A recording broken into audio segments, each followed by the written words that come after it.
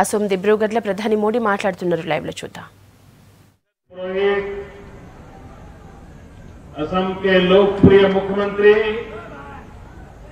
श्रीमान सर्बानंद जी सोनोवाल जी, केंद्र में मंत्रिपरिषद के मेरे साथी श्रीमान नितिन गडकरी जी, श्रीमान राजेंद्र गोहान जी, राज्य सरकार के मंत्री भाई परिमल जी, श्री पल्लव जी, अरुणाचल प्रदेश के उप मुख्यमंत्री श्रीमान चोवना मेनन जी, हमारे सांसद श्री रामेश्वर तेली जी, प्रधान बरुआ जी, कामाख्या प्रसाद तांसा जी, विधायक श्रीमान वोलिन चेतिया जी, मंच पर विराजमान सभी महानुभाव और विशाल संख्या में पधारे हुए मेरे प्यारे भाइयों और बहनों,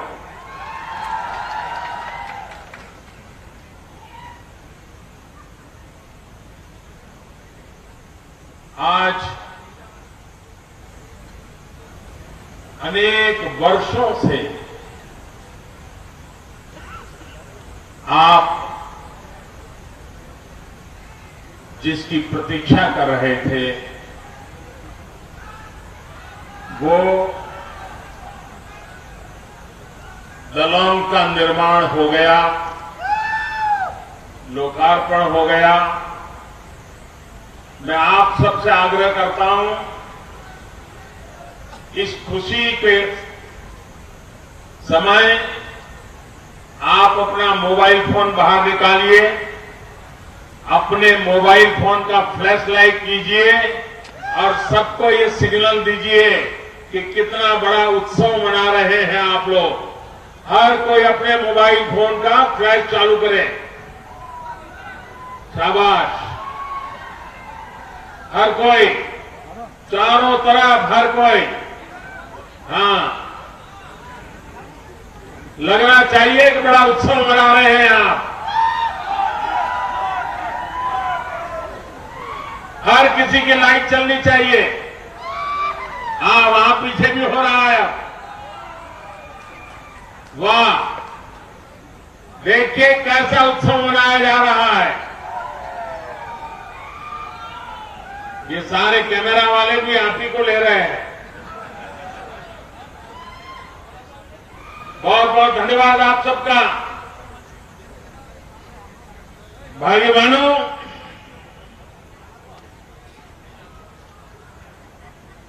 ये मेरा सौभाग्य है कि मुझे आज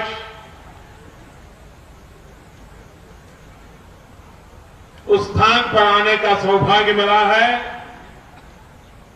जो कभी कुंडिल नगर के रूप में जाना जाता था और द्वारका के नाथ श्री कृष्ण यहां पधारे थे।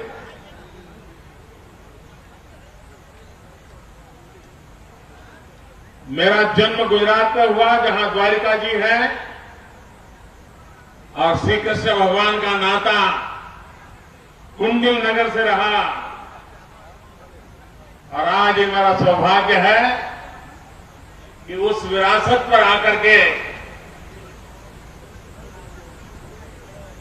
पिछले 5 दशक से आप सब जिसकी प्रतीक्षा कर रहे थे वह ब्रिज आज आपको प्राप्त हो रहा है। अगर अटल बिहारी वाजपेयी की सरकार 2004 में दोबारा चुन करके आई होती तो ये ब्रिज आज से 10 साल पहले आपको मिल गया होता।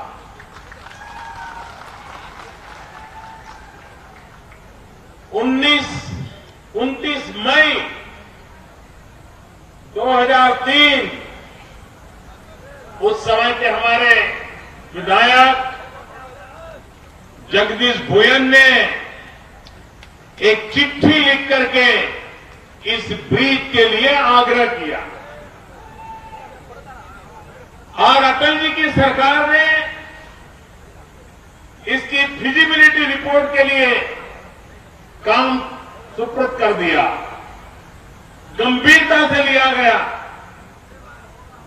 अगर उसके तुरंत बाद ये काम चला होता तो आज से 10 साल पहले आपको ब्रिज मिल गया होता, लेकिन बीच में सरकार बदल गई, रुकावटें आई, होती है चलती है, ऐसा ही चला और उसके परिणाम आपका सपना डगमगाता रहा।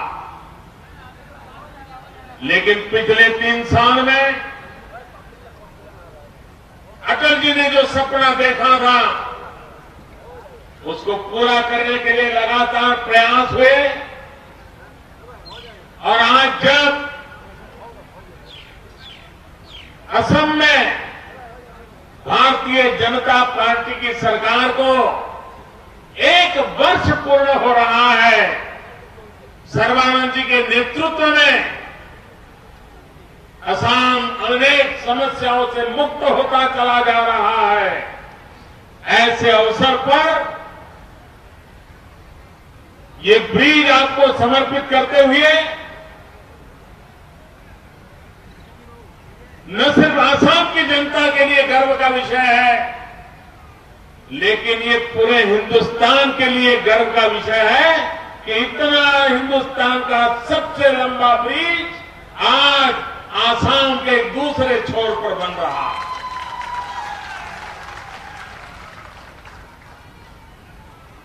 ये बात निश्चित है,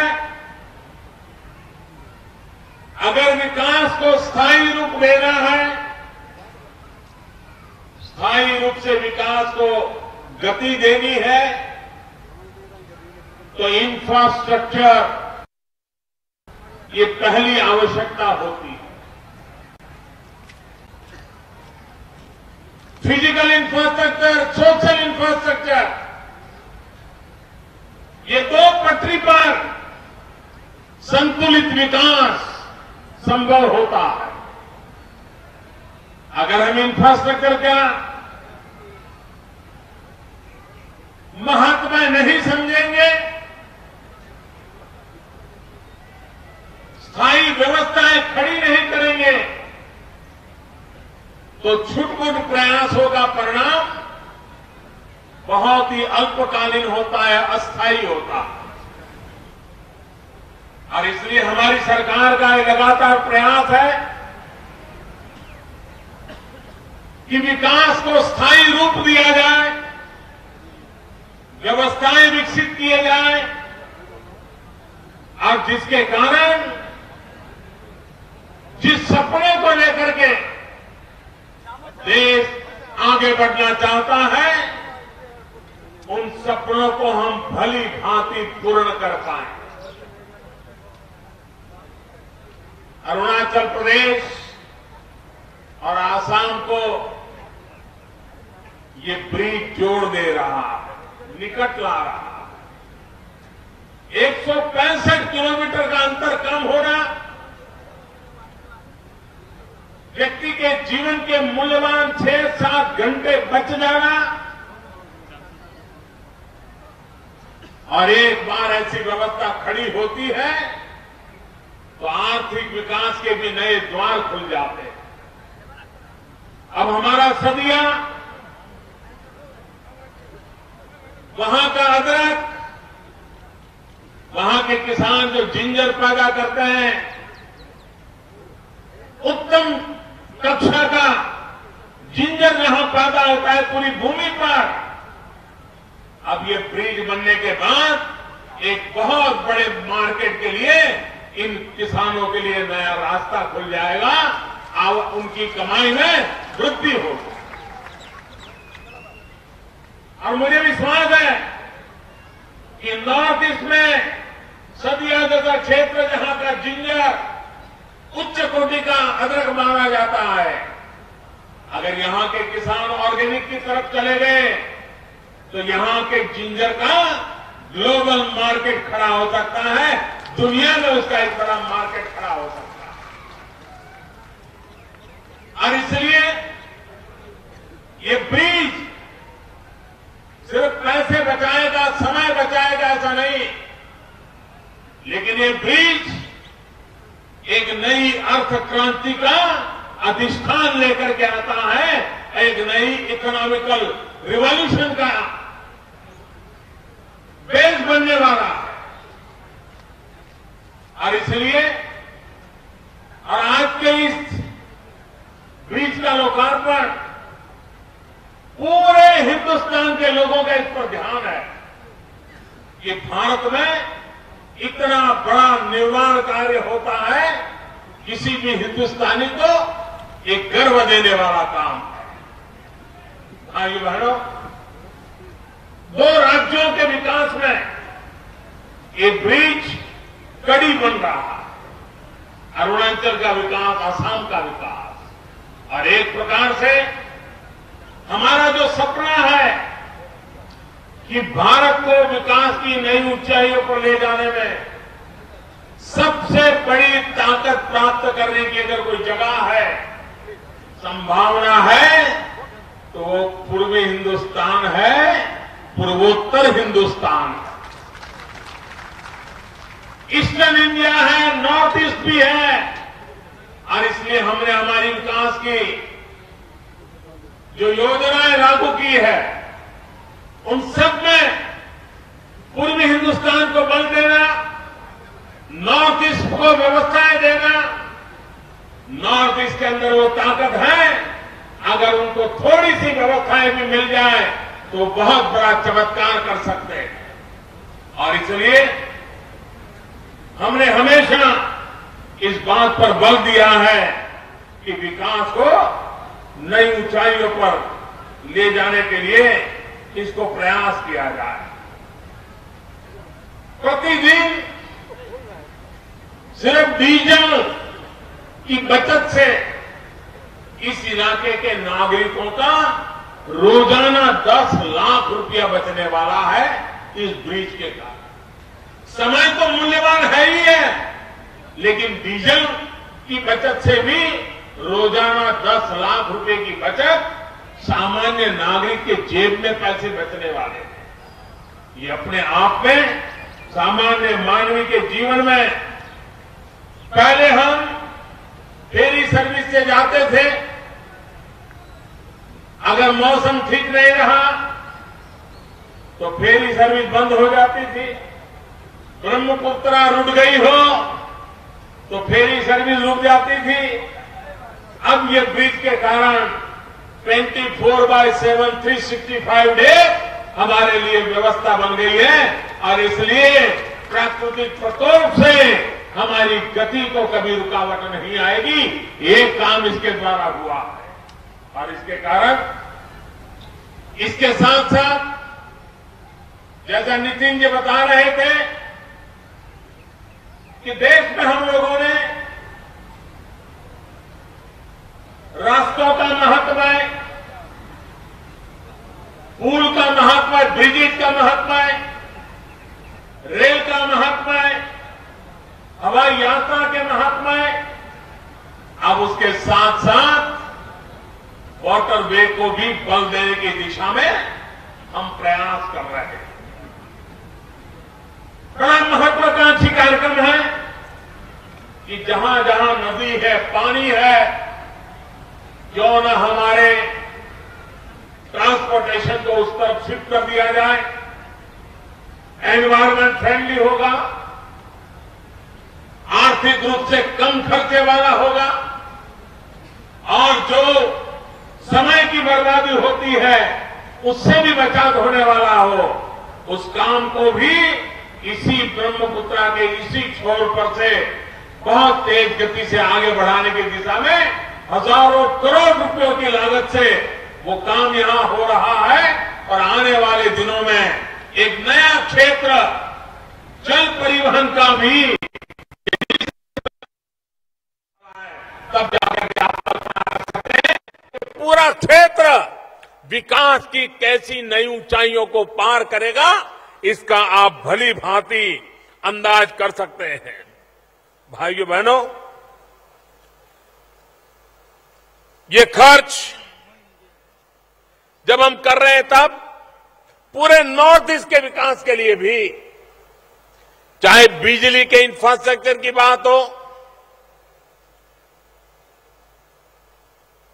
चाहे ऑप्टिकल फाइबर नेटवर्क के इंफ्रास्ट्रक्चर की बात हो, चाहे रोड के इंफ्रास्ट्रक्चर की बात हो, चाहे रेल के इंफ्रास्ट्रक्चर की बात हो, पूरे नॉर्थ ईस्ट को हिंदुस्तान के हर कोने से जोड़ना, हिंदुस्तान के हर कोने के लोगों को हमारे इस पूर्वोत्तर भारत के साथ जोड़ना, उस दिशा में हम तेज गति से आगे चल रहे हैं। जो काम 15-15, 20-20 सालों में नहीं होते हैं, जो धन 15-15, 20 सालों में नहीं कर किया जाता है, हमारी सरकार ने आकर के उतनी बड़ी मात्रा में धन नॉर्थ ईस्ट के इंफ्रास्ट्रक्चर और विकास के कामों के लिए खर्च करने की दिशा में हमने बल दिया है। एक्ट ईस्ट पॉलिसी के तहत अगर हम इस क्षेत्र को एक विश्व स्तरीय इंफ्रास्ट्रक्चर के नमूने के रूप में तैयार करें, तो पूरे साउथ ईस्ट एशिया उसकी इकोनॉमी के केंद्र बिंदु में भारत का यह भूभाग बहुत बड़ी अहम भूमिका अदा कर सकता है। और इसलिए हम उस विजन के साथ पूरे साउथ ईस्ट एशिया के अंदर भारत किस प्रकार से जुड़े,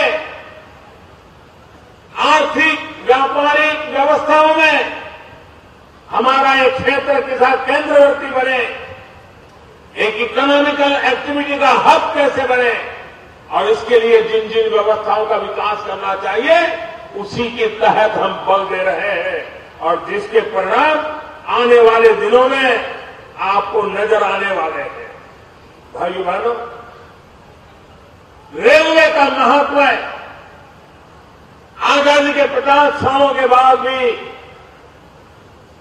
रेलवे को जितना महत्व देना चाहिए था, नॉर्थ ईस्ट में हमने उसको प्राथमिकता दी है, ताकि एक सुरक्षित यातायात की व्यवस्था हम निर्माण कर सके। नॉर्थ ईस्ट टूरिज्म के लिए भी बहुत बड़ा केंद्र बन सकता है।